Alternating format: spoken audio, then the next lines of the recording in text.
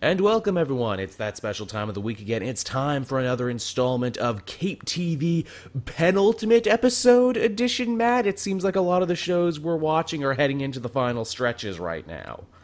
3 out of the 4 shows we'll be talking about tonight Hot are damn. penultimate issues. I like you said issues, not Yeah. episodes. I make that mistake too, because obviously we're comic book YouTubers, but I personally think that's a hell of a compliment to call a comic book show an issue instead of an episode. Well, a lot of the times they kind of are. They really are. So I guess to start things off, we have Supergirl Season 2, Episode 21, Resist. And I've actually been looking at the titles for this one and the next one. This one's called Resist, and the next one is called She Persisted. And I'm like, oh man, they're getting a little political with these titles now, aren't they? A little bit, yeah. Which I enjoy. I mean, hey, that's cool. I never have a problem with that sort of thing. But yes, tell us about Resist, Matt. What did you think?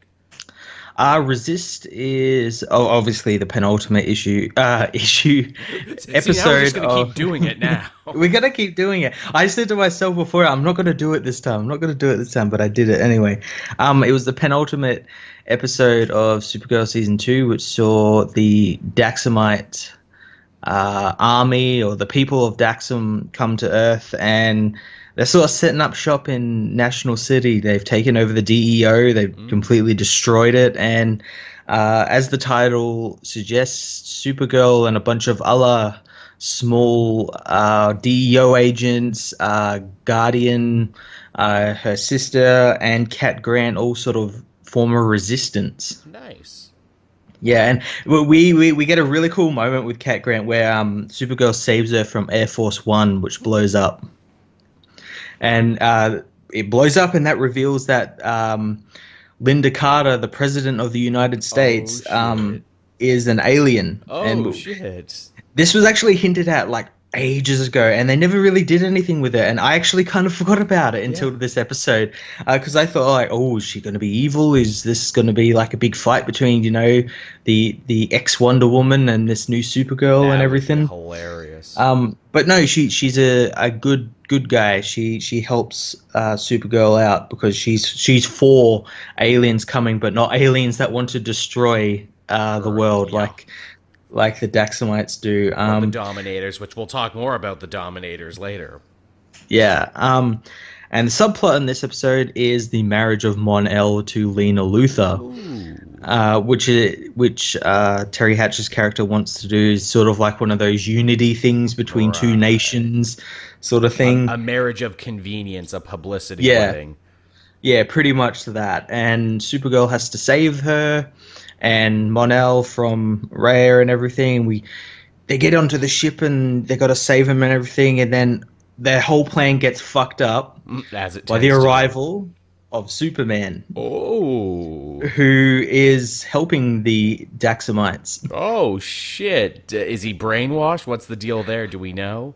We don't know, because he only appears in like the last minute of the episode. But that's the stinger, to be like, oh, shit just got real. Yeah, but I imagine he is, and I think also the General Zod that's going to be in the next episode is as well. Like, I think Rhea maybe have like gotten a bunch of Earth's heroes and villains and brainwashed them or something. That's cool. That's really cool. That's a finale, is what that is. It is. This next episode looks like it's going to be a really good one. That's a hell of a finale. Can you believe in just one season, it's like, oh yeah, here's a Superman, and also here's Zod, and here's the extended Luthor family. Oh yeah, they've done that. Oh, now here's Parasite, and here's Metallo, and here's Toyman and everything. Yeah, here's Daxam. Like, Mon-El, who thought we would be getting him on TV? Not only getting Mon-El, but them giving a serious push for Mon-El too. Like, people are more into Mon-El now than they've ever been ever. Like, if you ask me or Matt, like, oh, Mon-El, I'm like, oh, you mean that Superman-like guy who's on the Legion of Superheroes? Yeah, he's kind of like, he had to be stuck in the Phantom Zone because he was getting cancer from the Earth and everything. Right. And all that. But yeah, he's had such a great character arc. And apparently, like, next season, there's been hints that he might be getting a costume as well. Maybe something red. Yeah, maybe something like his comic costume. I mean, the show's done pretty well with comic costumes up until now. Speaking of costumes, Matt, I'm sure because, you and I have been playing a shit ton of Injustice. Did you see one of the alternate skin colors for Superman is literally Mon-El? Yeah, I've unlocked it. Oh, of course you did. They do that with everyone. I keep trying to unlock Arsenal for Green Arrow. It's like, but Joel, you hate Arsenal. Yeah, I do, but I want to give him the stupid hat and the stupid red and make his stats horrible is what I want to do. Just make him a shit character. And then I want to make him one of my defenders so he can lose over and over and over again. I could also make Red Arrow and make him good if I wanted, but I think it'd be funnier to dress him up like Arsenal. They also have Speedy and Mia. Those are colors. Yes, they do. But yeah, enough about Injustice. If you want to hear about Injustice, though, come out Sunday night, because instead of recording a regular comic multiverse, that's the other show me and Matt do, we're going to be streaming and playing some Injustice, talking about the game, taking your questions, and, you know, just having a good time. So pluggy plug for that. Yeah, it'll be a good time. It will. But back to Resistance. You're liking this one. You sounded pretty damn excited. Yeah, this was a really good episode. That's awesome. You know, it's like it took a season of you just singing its praises, but you know what? When it's done, I think I'm going to make an actual effort to try and go back and watch Supergirl and try and catch up. We should, when it comes out, we should do a riff of the first 2 episodes. Oh, yeah. Of this season or of the last season? This season, the first 2 episodes, which were like a 2-parter with Metallo and Right. Superman and everything. That would be good. That's pretty good. We also got to riff Wonder Woman soon, because that's coming out, the good animated one. Shit, they even re-released that one. They did. They did release that one. Okay, so Resist gets a big old thumbs up for Matt. It does. I'm trying to work thumbs into our thing, Matt, because I know unlike other shows, we don't do ratings, which is one of the things I like, because I think ratings are actually kind of stupid. Because it's like, oh, well, what does 2 thumbs up compare to stars, compared to percentage? It's like, look, I'm just going to tell you if I liked it or not. I got to give it a 6.2 out of 50. Yeah, give it lots of points and everything. But yeah, just it was good. It was a fun time. And from there, we move on to the other penultimate show from this week. The show that, oh man, you know, I don't like not liking this show this season, because I used to love it. And that's The Flash Season 2, Episode 22, Infantino Street. Of course, as I've mentioned before, Infantino Street is a reference to Infantino, the famous artist who gave Flash his red suit in the first place and helped kick off Silver Age artwork as we know it. Yeah, we've heard reference of him before, of Carmine Infantino and everything. We've seen the street and everything. Yeah, which it's funny, I forgot that Iris's death was actually taking place on Infantino Street until I saw the name of the episode. I'm like, oh yeah. And I'll give this to them, they definitely played this episode out like it was a big important thing. They put a lot of sad music underpinning it. They did kind of like that Sopranos time-elapse thing where you see where every character is at the beginning of the show, and to be like, oh, one of them's not going to make it out. Mm-hmm. They even do that little clock thing, like they put a literal ticking clock in the episode where it's like 24 hours to live. Yeah. I like the way it was cut around that music and all those like sort of revolving camera movements and everything. I thought that was pretty cool. But it was a very artistic episode, but I think you and I can both agree, Matt, by the time it actually got here, I'm like, I am not invested in this, though. No. You have failed to capture my attention with just repeated stupidity and lackluster writing. And it's in this episode, and I really hate to say it, I think one of the big reasons I don't care about the death of Iris West is because I don't care about Iris as a character, because they've given us no reason to care about her. No, there haven't really been any, like in all these other shows like Supergirl and everything, we get character episodes or character-centric arcs specific to a certain character. In Flash, we haven't actually gotten anything. Like, she's gonna marry Barry, and that's about it. I think she got some focus episodes at the beginning of the season of her being a journalist, and then nothing for the second half of Season 3. Yeah, she like went on vacation and never went back to work or anything. Yeah, that's my thing, where she's like, oh, I'm worried about my death. I'm so scared. I'm here at Star Labs. Don't you have a job? Yeah, they just turn it. Same with like Joe West as well. He just like turns up and like, dude, you're a cop. Yeah, I'm pretty sure people will miss you when you're not around. at least Joe brings stuff to the table. That's another problem with the writing of Iris as a character. She does not bring much to the table. She has no real expertise, which is unfortunate. Yeah. Like, yeah, she tries to be supportive and she tries to be a cheerleader, and there's times, at least in the first 2 seasons, where they're like, oh, but she can, relate to Barry and get to him on a level the other characters can't. But they kind of forgot that this season. Yeah. But that's all besides the point. The real crux of this episode is to try and defeat Savitar and save Iris. They need to get their speed cannon working, but to do that they need a power source, and the only power source that is good enough is, and this I thought was quite clever, a piece of the Dominator's ship that was left behind in the big crossover. Yeah, again, bringing it back to the crossover. Yeah, that's nice. That's good. I appreciate that too. Also, we kind of, I think we glossed over it last week, but the whole Legends of Tomorrow message of, oh, don't trust Barry, is because in the future they knew about the Savitar thing. Yeah, so they didn't like pop back and say, hey, guess what? You're Savitar. Yeah, wouldn't that have been way more useful? Just another, example of the Legends of Tomorrow dropping the fucking ball. Yeah, god damn it. Don't trust Barry, guys. We're not going to tell you why, but don't trust him, though. See, that hurts me, too, that reveal, because that means they knew that Savitar was going to be Barry even all the way back then. Yeah. That means they had a bad idea, an idea people guessed, and they still ran with it until the end of the season. Yeah. Disappointing. So to get this, because obviously the people at Argus won't just let Barry have it, even though it's super important, the lady who, that's Diggle's wife, right, from Arrow? Yeah, I can't even remember her name. She's a character I don't really care about. Again, I'm just like, oh no, you're talking to me about Arrow right now. I don't watch that show, and I don't care. I hope this isn't too important. Yeah, my eyes are glazing over. Yeah, I was just, you're losing me. But yeah, her thing is, I guess she's pissed because when Barry created Flashpoint, they had a kid that they didn't have anymore. They went from having a son to a daughter, and that makes her mad. Yeah, well, I'm trying to figure that out. I'm like, you still have your kid. It's just changed its gender.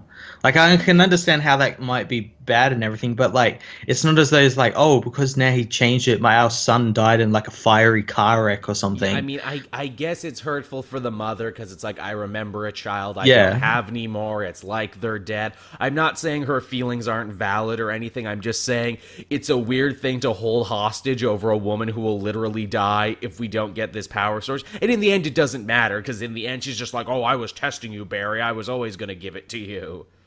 And I'm like, well, fuck, so we did all of this for nothing is what you're telling me. We wasted another episode before the finale. Yeah, another filler episode. Another basically filler episode. On the upside, though, we got to see Wentworth Miller come back as Captain Cold. Barry can't steal it himself, so he needs to recruit a master thief, which he does via fucking time travel again. I know, and this really pissed me off. I had people telling me that it's the Captain Cold from when they were in with Jonah Hex and everything. Right. But what I don't understand is they went to like great lengths in Legends to say that, okay, so we've taken Captain Cold and put him back in his timeline from when we picked him up in 2014 or something, so he can now be on the Flash. That was like a setup for this. Yes, and they didn't even fucking use it. That's atrocious. That's what the fuck are you doing? Exactly. That's what I was trying to explain to these people who are trying to figure out why I was mad. I'm like, they set it up and they didn't do anything with it. And I'm sure people will say, oh, well, wasn't that Captain Cold still technically evil after he took him back? I'm like, yeah, but Barry still should have been able to get through to him anyway. And even if he was evil, we've seen he can be good. And that should have been the thrust of this episode. Exactly. But they completely just dropped the ball on this. Now, again, Wentworth Miller, he made Legends the first season tolerable, and every time he was on screen in this episode, he made things tolerable. Oh, he was great, and he was self-aware as well, with the King Shark stuff. That was really good. Yeah, saying they can't show the shark because of money. Yeah, wow. I thought that was great. I'm like, yep, that's Flash's monster budget in a nutshell. Just film it in the dark and film it from far away, and you can have any creature you want. Also, too, where he's like, well, tell me more shark facts. He's like, dude, I just watched Shark Week. I'm not a marine biologist. It's funny too. This whole scene there of them breaking into the building reminded me very much of that other episode where Barry, Captain Cold, and his father, played by Powers Booth, also had to try and steal a thing. You remember that? Yeah, yeah. It's funny. Shield this week had a big in loving memory of Powers Booth because he was a big part of Shield. He was on the Flash show too, but they don't give him an in loving memory of. Yeah, I know he was technically only on one episode, but still, I thought that was ironic that he like jumped between both shows. Yeah. But yeah, so they get the power source. It's a cool little buddy moment between him and the Flash, and they kind of have this thing where it's like, oh, we're cracked mirror versions of each other. You know, if one thing had been different in our lives, I could be a hero and you could be a villain. And maybe that's why we don't like each other, because we realize something in each other that we don't like about ourselves. Yeah. It's a nice moment, and again, too, I'm like, why don't you do more Captain Cold stories? Why didn't he get to stick around? Why did you parcel him off to Legends of Tomorrow and take him off the table as soon as you did?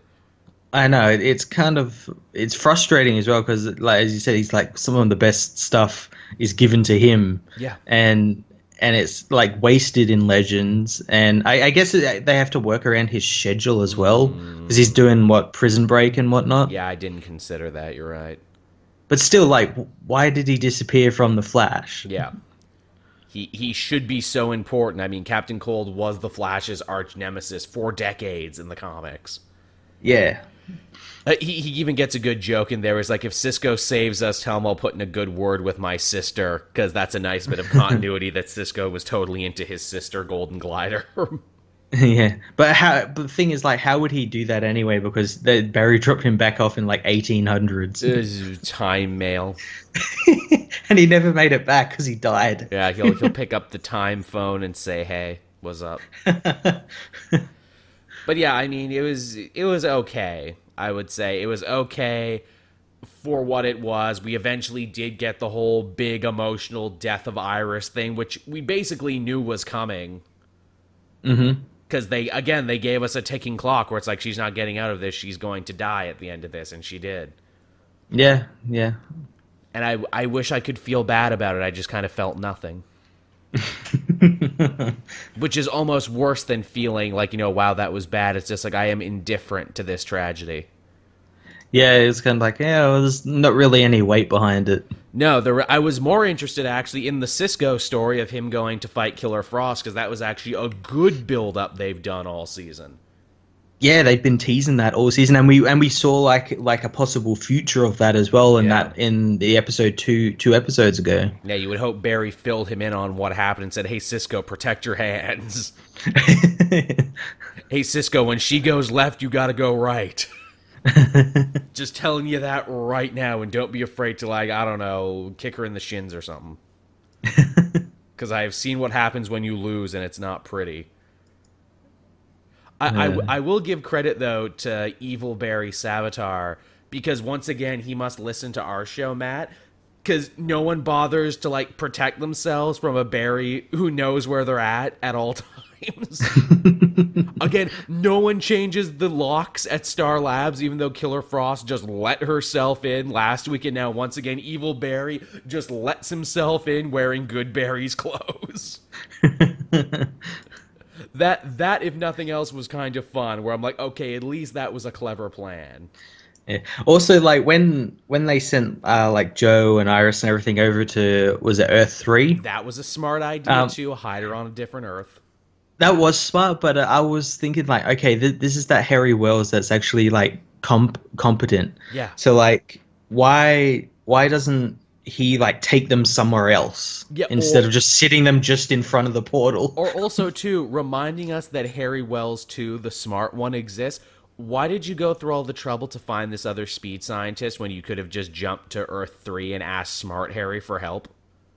Mm-hmm. Why couldn't he have just built you a speed cannon? It feels like you wouldn't have wasted near as much time. Oh, yeah, that's right. You wouldn't have gotten to have another romance side plot with HR and this new woman. That's why. Yeah.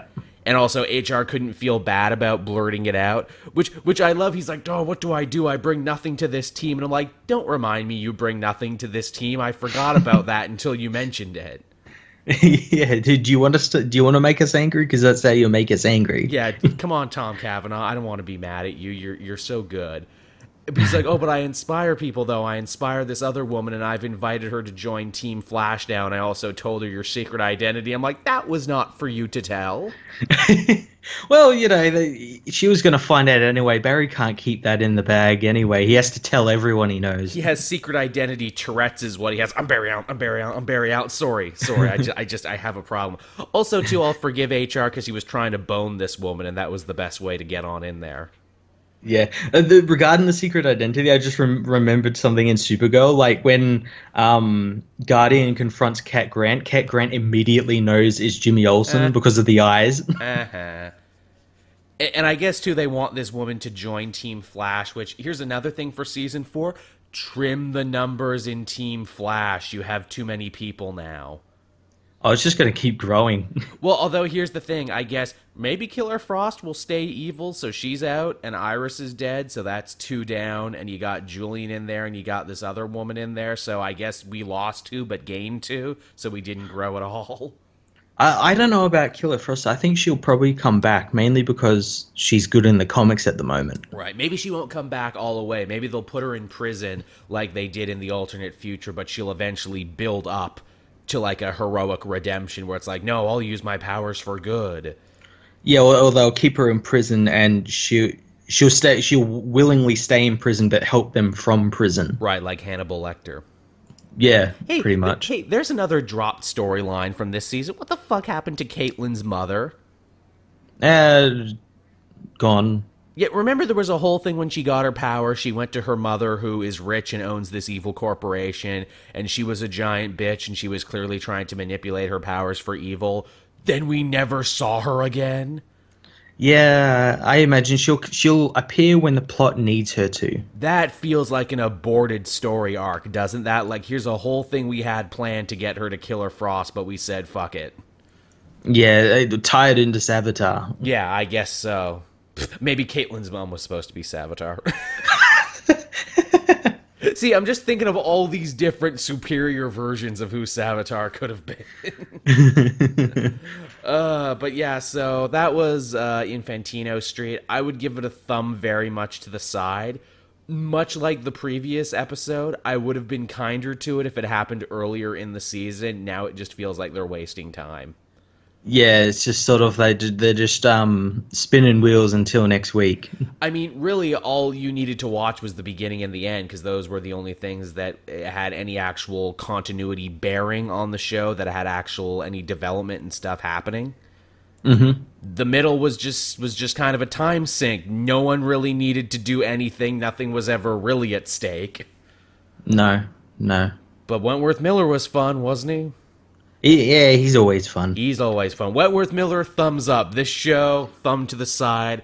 I'm hoping they can do something in the final episode to maybe salvage it or to at least entertain me, but I don't know, man. Yeah, they're gonna have to do something like right out of left field. They will. I'm gonna be really ticked if Barry's like, but if I go back in time again...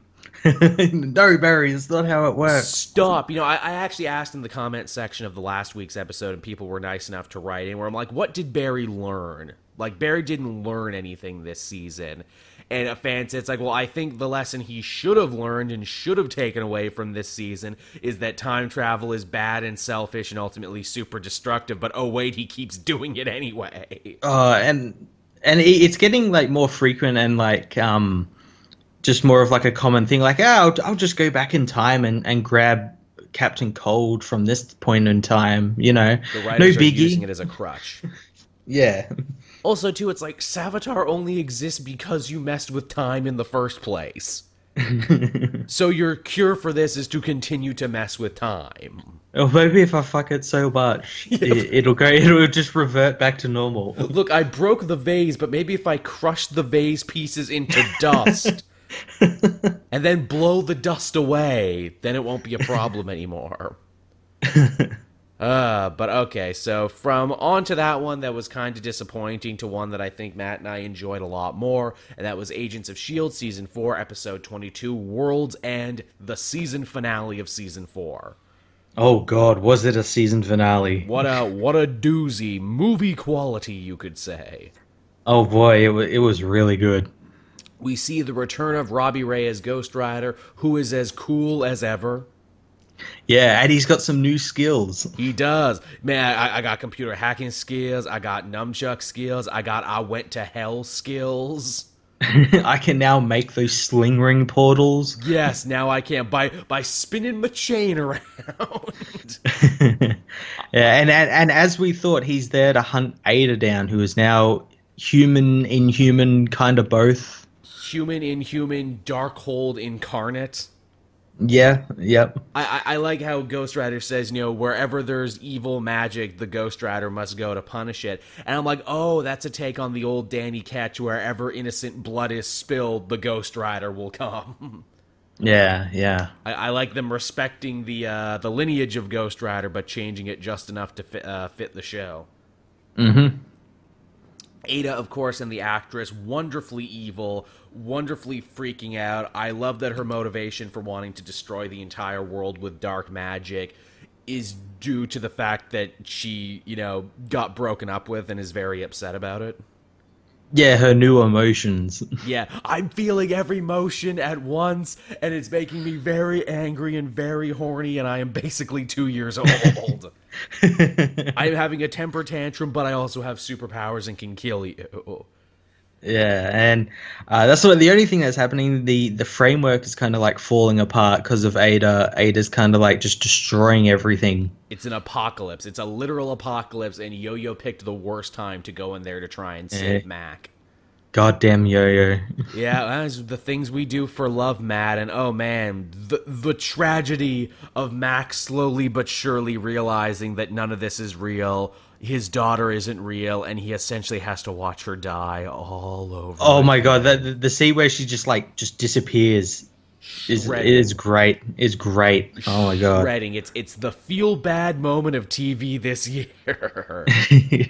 Yeah, and they're aided by Radcliffe, who as well kind of dies as well. He does, and he not only does he get a great death, he gets an artsy death. He gets like a Shakespearean soliloquy death where he is quite literally the last man on Earth in this universe that he created out of horrible scientific hubris, and he sits on the beach with a bottle and he starts talking about it and being, like, oh, what is the point, alas, of eternal life with no one to love, and then he just gets cut off and disappears.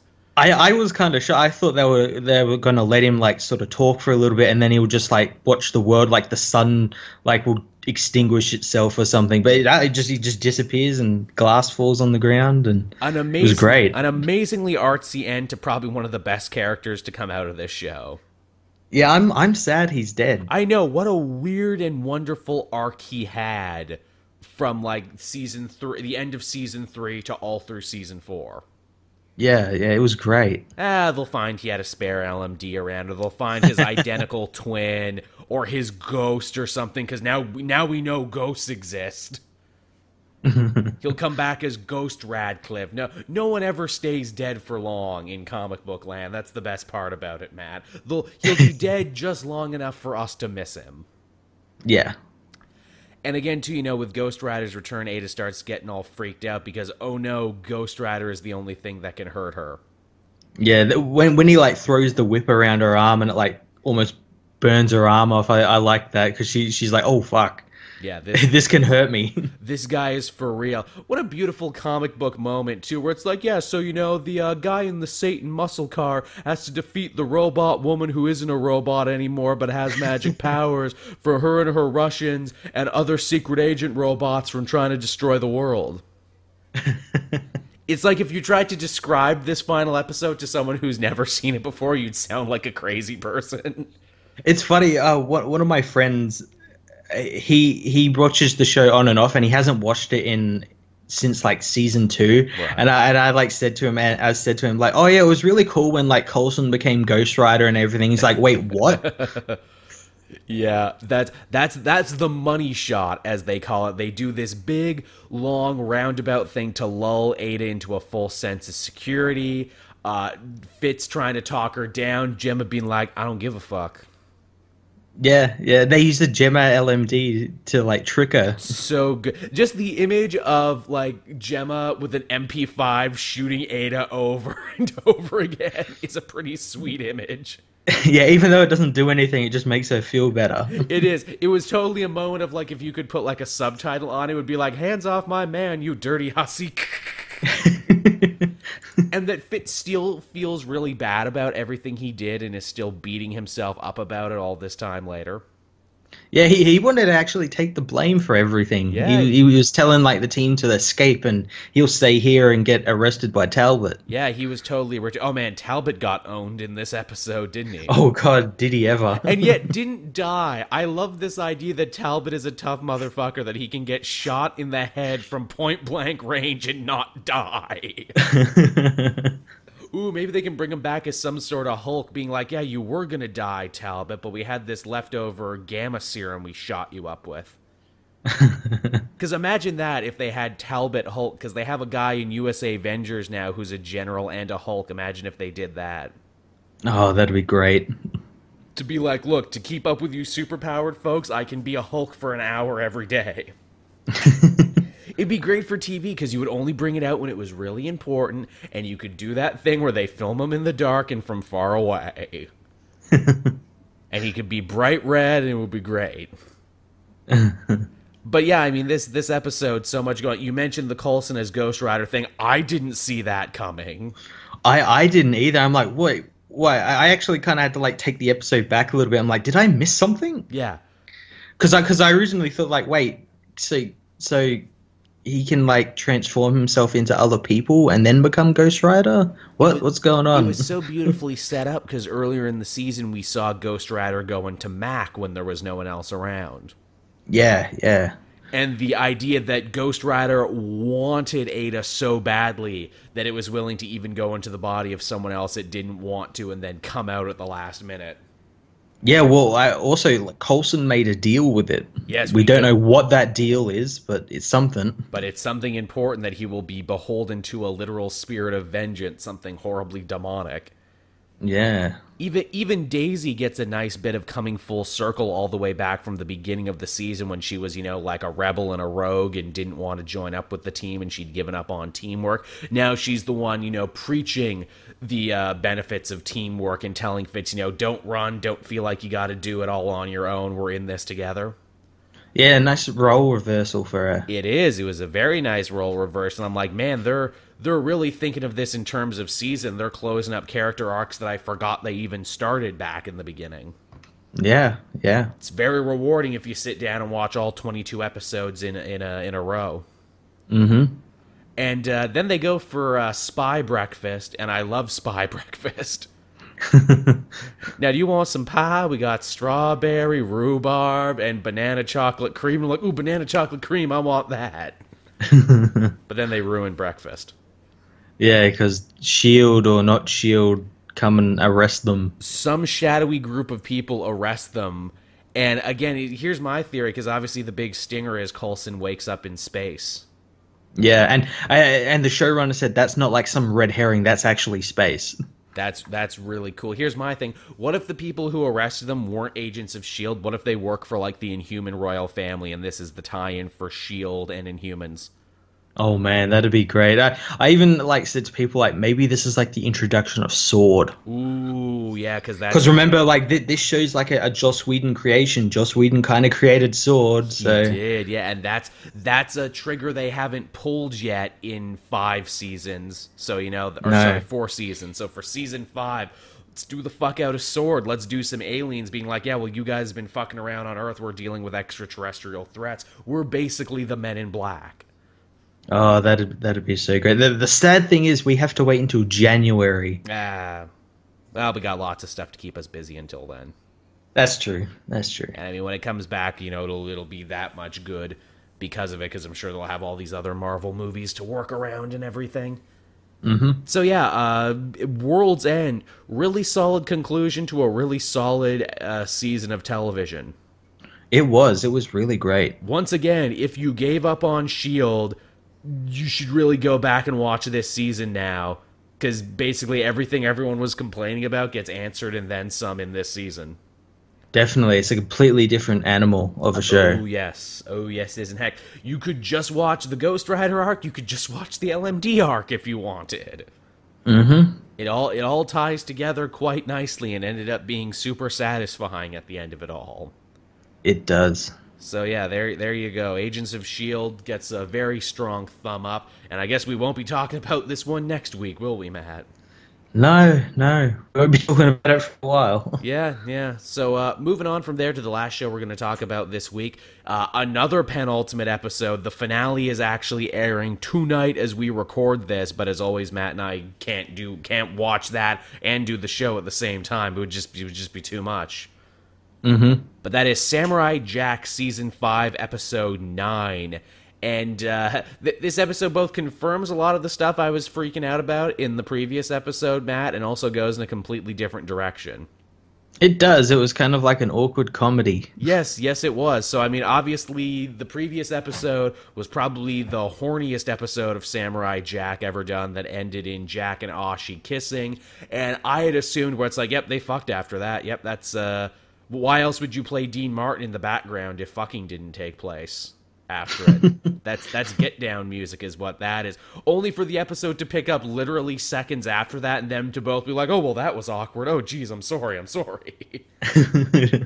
And yet, and again, the rest of the episode kind of played with that, awkward romanticness of like, was that right what we did? Should we keep doing that? I don't know.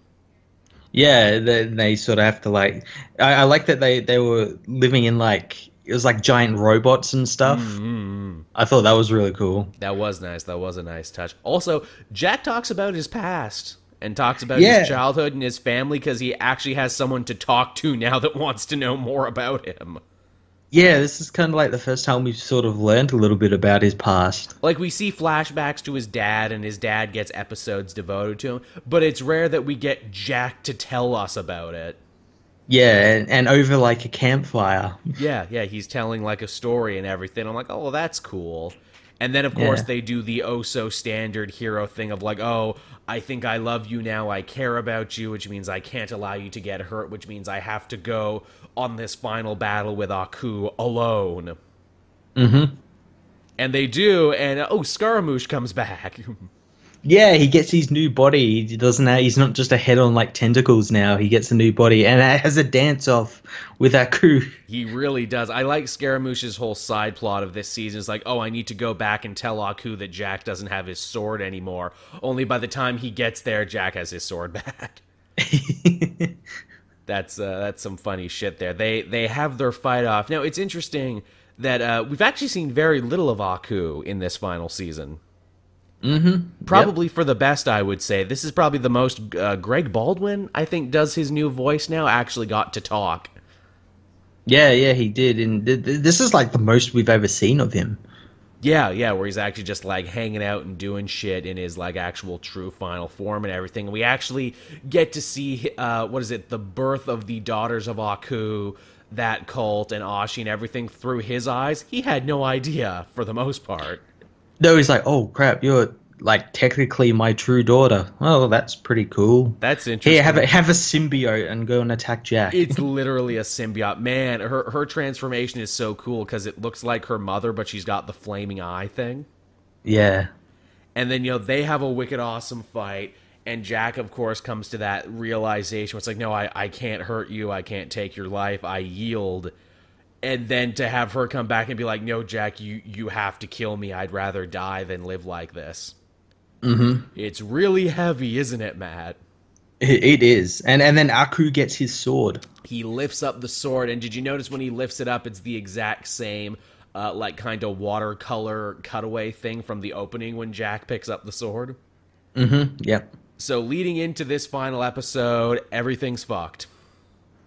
Pretty much. Everyone's gonna die. Bad feels for everybody. Yep. But yeah, just another really beautiful looking episode with great action scenes, great emotional investment and characterization for a character who doesn't talk all that much. No. Really, really well done. I wonder how they're going to end it now that we're this close to it. I wonder, is the Scotsman going to come back? I think they have to come back, right? Yeah, I would imagine we'll probably be getting maybe something like a massive full-scale battle, the Scotsman's army and Aku's The army blind and archers and all these other yeah, characters that they were sure to go back and show us are still there, yeah, Scaramouche and everything. doing funny shit. Yeah, I mean, beyond that is really not much more to say than that. It's a good lead up to the final episode. Definitely. It's that last great putting the hero in an unescapable situation and be like, okay, how can they get out of this?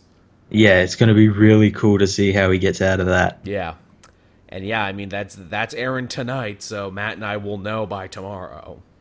Definitely. Yeah, so yeah, that was Samurai Jack, everybody. Gets another big thumbs up, and that's going to be another show that's going to be really sad when it's done.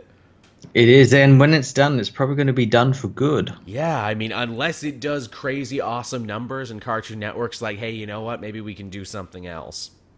Yeah, I don't know what they would be able to do. I know we sort of talked about it before, like a spin-off or something, but Yeah. I wouldn't actually mind like a show that has nothing to do with any of these characters, but is set in that universe. It is a rich universe, I agree, like shit. I would watch a Scaramouche show. What else has he been doing? Yeah, that'd be pretty cool. Like a show about one of those intergalactic bounty hunters or something. Exactly. It's a rich universe where basically they say, hey, anything that can happen will happen. You can have ancient weaponry, you can have swords, you can have laser guns, you can have everything. I'm on Twitter right now, and a bunch of people I'm following are saying, reminder for everyone watching Samurai Jack to log the fuck off before people on the East Coast ruin your experience like they always do. That's a good point. That's good. I mean, by the time people listen to this, people will be hearing this in the future, and it'll already be done, and they will already know. So, but for what it's worth, though, good episode. Can't wait to see where it all lands. Yeah. And yeah, I guess with that, everyone, we can start bringing the show down to a close. We hope you enjoyed it as always. For more Cape TV, you can head on over to the Comic Multiverse SoundCloud page where you can download the show, carry it around with you. You can check out what Matt is doing over on Fortress of Solitude. You can check out what I'm doing over on Cape Joel. Do you have anything interesting coming out, Matt, that you want to tell people about? Well, after this coming week, obviously my Superman in Media show will be finishing up. I'm going to be doing that episode, I think, probably the week after that. So definitely keep an eye out for that. I'm probably going to make it like a big giant-sized episode as well. Nice. With Supergirl and everything. But yeah, nothing really much more than that. I'm going to be streaming more Injustice. I've been streaming it through the week, and people seem to be really liking it as well. So good. Definitely come by and check out. I always pimp it out on Twitter and everything. Shit, I know we're probably going to do it Sunday if we can beat the story mode, but if we need another thing to talk about, we should talk about on Cape TV. Hey, the story of Injustice 2, how was it? Yeah, well, we're definitely going to be talking about that, especially like from me who's been reading the comics since day one. You're going to be my Sherpa through that world, because I just finished year one not that long ago. Oh, so you're really behind. I'm far behind, but that being said, what I'm reading, I'm loving. I just got to the point there where, Superman seemingly kills my favorite comic character, only to have his mother and father and the hologram of Jor-El being like, oh, I'm sorry we didn't raise your son right. And Jor-El says, no, I'm sorry I unleashed him upon your world. That was like one of the top 5 moments in this series. Like something that good shouldn't be in a digital comic. That's so powerful and so moving and just fuck. It's dark. But so yeah, thank you everyone for listening to the show. As always, be sure to like, subscribe, favorite, and in the comments section tell us what did you enjoy for TV this week and what are you hoping Matt and I will talk about in the future. So until then, thank you for listening and we will both see you around next time. Bye-bye. Bye.